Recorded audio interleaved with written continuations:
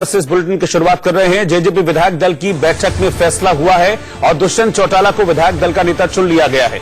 ईश्वर सिंह को उपनेता चुना गया है। बीजेपी और कांग्रेस दोनों से बात हो रही है, ऐसा कहना है जेजेपी की तरफ से, ऐसा कहा गया है। बड़ी खबर इस वक्त की आपको बता दें, विधायक दल की बैठक हुई जिसमें दुष्यंत चौटाला को नेता चुन लिया गया है। दुष्यंत चौटाला के नेतृत्व में पार्टी ने चुनाव लड़ा और 10 सीटें जीती हैं हरियाणा विधानसभा चुनाव में। इसके बाद कल ही दुष्यंत चौटाला ने बता दिया था कि आज विधायक दल की बैठक होगी और उस पर यह फैसला किया जाएगा कि आखिरकार समर्थन किसको देना है। तो अभी तक पत्ते नहीं खोले हैं। ये कहा गया है कि बीजेपी और कांग्रेस दोनों से बातचीत हो रही है और समर्थन किसको देंगे इसके लिए इंतजार करना होगा शाम 4 बजे तक, क्योंकि 4 बजे दुष्यंत चौटाला एक प्रेस कॉन्फ्रेंस करने वाले हैं और उस प्रेस कॉन्फ्रेंस में उम्मीद है कि दुष्यंत चौटाला इस बात का खुलासा करें कि वो किसको अपना समर्थन दे रहे हैं। क्योंकि जब कल नतीजे आए उसके बाद इस तरह की फिगर्स बनी, इस तरह के आंकड़े सामने आए जिसमें यह लग रहा है कि दुष्यंत चौटाला के बिना एक स्थिर सरकार नहीं बन सकती है।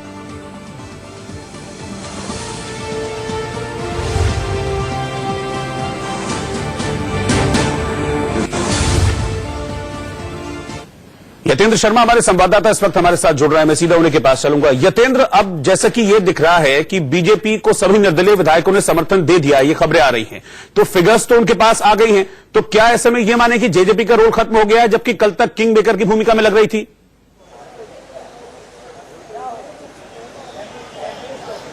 देखिए, बिल्कुल कल जिस तरह से रिजल्ट सामने आए थे तो उस वक्त लग रहा था कि जेजेपी किंग मेकर की भूमिका निभाएगी और खुद पार्टी की तरफ से बयान भी आया था कि सत्ता की चाबी उनके पास है। लेकिन स्थितियां पलटी और जो 8 निर्दलीय विधायक थे उन सभी का समर्थन अब बीजेपी को मिल गया और बीजेपी ने अब साफ तौर पर मैसेज दे दिया कि सत्ता की चाबी, बिना उस चाबी के वो सत्ता का जो ताला था वो बीजेपी ने खोल दिया और एक बार फिर से गेंद अब बीजेपी के पाले में आ गई, क्योंकि एक के बाद एक निर्दलीय विधायकों ने मुख्यमंत्री खट्टर और बीजेपी के कार्यकारी अध्यक्ष जेपी नड्डा से मुलाकात की। हालांकि ये देर रात को ही मुलाकात हो गई थी। डॉक्टर अनिल जैन जो बीजेपी के प्रदेश प्रभारी हैं, उनके घर पर सबसे पहले निर्दलीय विधायक पहुंचे थे और उसके बाद वो उन निर्दलीय विधायकों को लेकर देर रात जेपी नड्डा के यहाँ पहुंचे थे, जहां पर पूरा एक सरकार का स्वरूप बना लिया गया। उसके बाद मुख्यमंत्री खट्टर आज सुबह हरियाणा भवन पहुंचे और उनसे भी एक एक करके कई निर्दलीय विधायकों ने मुलाकात की। और अभी मैं जेपी नड्डा जो बीजेपी के कार्यकारी अध्यक्ष हैं उनके घर पर हूं और उनके यहाँ पर मीटिंग चल रही है जिसमें तमाम निर्दलीय विधायक एक एक करके पहुंचे। हालांकि अब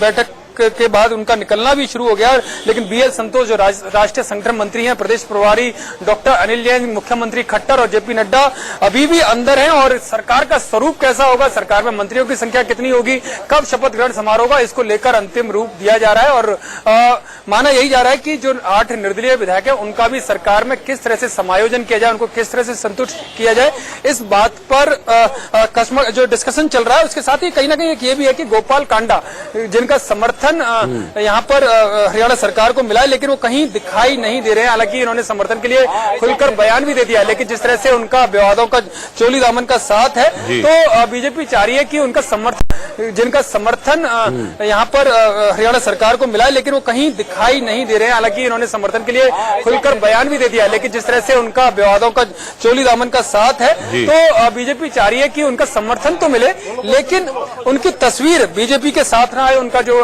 खुलकर समर्थन है वो कहीं बीजेपी के नेताओं के साथ दिखाई ना दें।